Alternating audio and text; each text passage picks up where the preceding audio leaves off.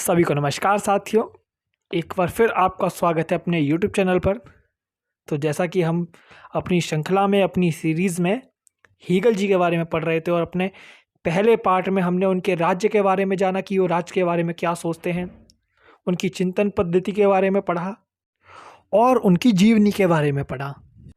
और आज हम उनके राज्य विकास यानी कि state development, concept of civil society, नागरिकता समाज की संकल्पना के विषय में और उनकी शासन प्रणाली क्या थी एसेक्ट्रा के बारे में चर्चा करेंगे। स्वतंत्रता के बारे में जानेंगे, फ्रीडम के बारे में भी जानेंगे। तो चलिए शुरू करते हैं। हीगल के अनुसार राज्य का विकास। हीगल ने वाद प्रतिवाद की द्वंद्वात्मक प्रक्रिया का प्रयोग करते हुए राज्य के विकास को परिभाषित किया। हीगल के अनुसार राज्य का विकास परिवार से आरंभ होता है। तो देखिए, हमने जैसा कि अपने पिछली बार पढ़ा था कि हीगल ने वाद प्रतिवाद और संवाद इनके बारे में बताया और इनको बताते हुए उन्होंने क्या कहा था? उन्होंने कहा था कि संवाद जो है वो वाद और प्रतिवाद दोनों से श्रेष्ठ है, क्योंकि वाद प्रतिवाद और संवाद के माध्यम से व्यक्ति, समाज, राज्य व इतिहास सभी के विकास का संश्लेषण कर दिया था, है ना। और यहाँ पर भी वो यही बोलते हैं कि राज्य का विकास परिवार से आरंभ होता है, परिवार से नागरिक समाज तथा नागरिक समाज से राज्य का विकास होता है। ठीक है। If we tell in English, so here is also same meaning. Hegel defined the development of the state using the dialectical process of argumentation. यहाँ पर भी हीगल का बिल्कुल सेम मतलब यही बनता है कि उन्होंने विकास, किसके विकास को, किसके डेवलपमेंट को, स्टेट के डेवलपमेंट को किससे समझाया, किससे परिभाषित किया? उन्होंने परिभाषित किया डायलेक्टिकल प्रोसेस से।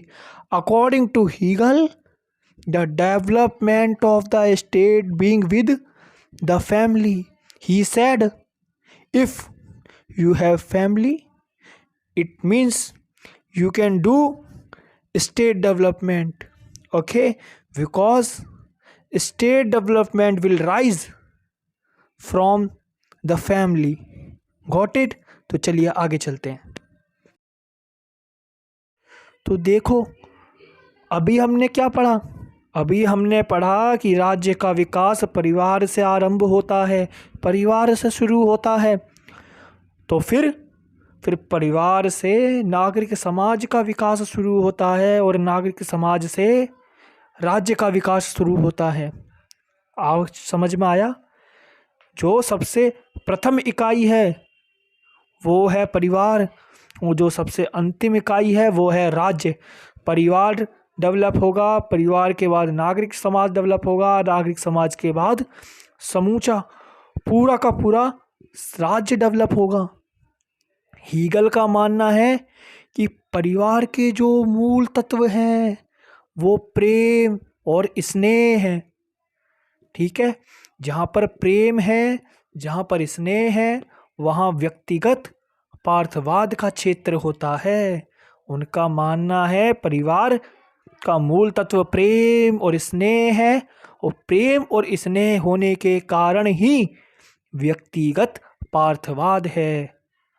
मैं आशा करता हूँ आपको समझ आ रहा होगा। ठीक है।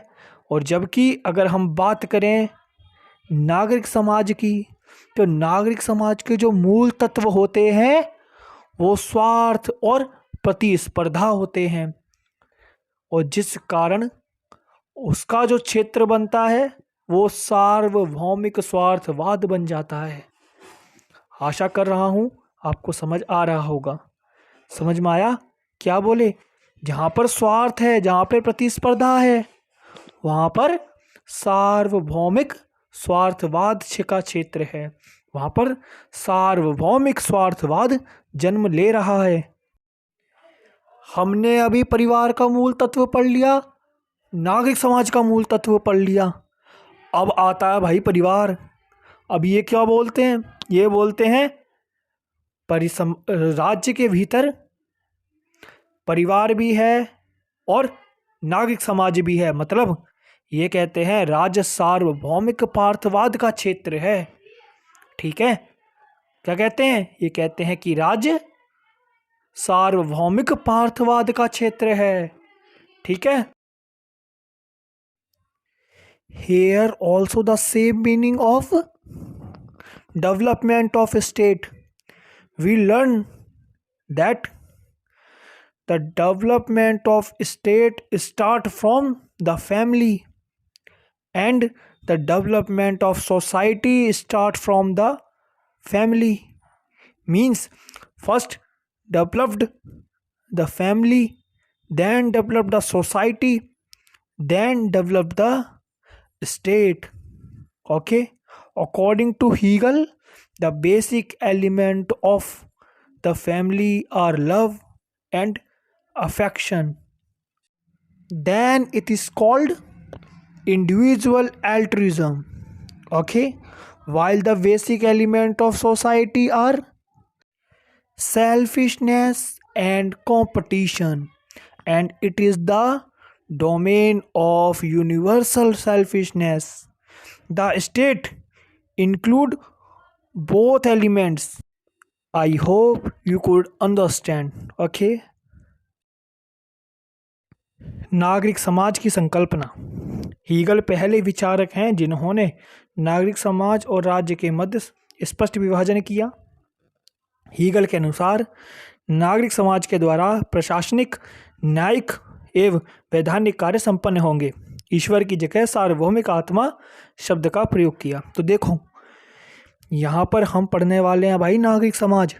ठीक है, तो यहाँ पर ये बोलते हैं कि नागरिक समाज और राज्य दोनों अलग अलग हैं। ठीक है, और वो पहले विचारक हैं, पहले विचारक जिन्होंने ये बोला और स्पष्ट विभाजन करके दिखाया नागरिक समाज में और राज्य के मध्य। ठीक है, और वो कहते हैं कि नागरिक समाज के द्वारा जो कार्य होंगे वो प्रशासनिक, न्यायिक और वैधानिक कार्य होंगे। मतलब नागरिक समाज प्रशासनिक, न्यायिक और वैधानिक कार्य को संपादित करेगा। और उन्होंने ईश्वर के स्थान पर सार्वभौमिक आत्मा शब्द को लाकर खड़ा कर दिया। वो कहते हैं भगवान नहीं, सार्वभौमिक आत्मा होती है, सार्वभौमिक आत्मा। So here also the same meaning of concept of society, which I tell in Hindi, that Hegel is the first thinker who made the clear difference between civil society and state. And according to Hegel, he said administrative, judicial and legislative works will performed by civil society. Okay, और यहाँ पर उन्होंने एक universal soul नाम का word इस्तेमाल किया, use किया। किसके एक्सेप्ट में? गॉड के अलावा। और उन्होंने कहा कि ईश्वर की जगह पर सार्वभौमिक आत्मा मतलब यूनिवर्सल सोल होती है। तो आशा करता हूँ मेरे प्यारे भाइयों और बहनों आपको वीडियो पसंद आई होगी, है ना। और आज हमने कॉन्सेप्ट ऑफ सिविल सोसाइटी पढ़ लिया और राज्य का विकास मतलब कि डेवलपमेंट ऑफ स्टेट पढ़ लिया। ठीक है, वीडियो ज़्यादा लंबी ना हो और पढ़ने में इंटरेस्ट भी आए। क्या होता है ना, बोर हो जाते हैं एक बारी पढ़ते पढ़ते, तो इस वजह से मैं छोटी वीडियो बनाई है। आशा करता हूँ आपको पसंद आई होगी। ठीक है, तो नेक्स्ट में हम शासन प्रणाली पढ़ेंगे और स्वतंत्र रहने की फ्रीडम पढ़ेंगे। ओके, ठीक है जी, धन्यवाद।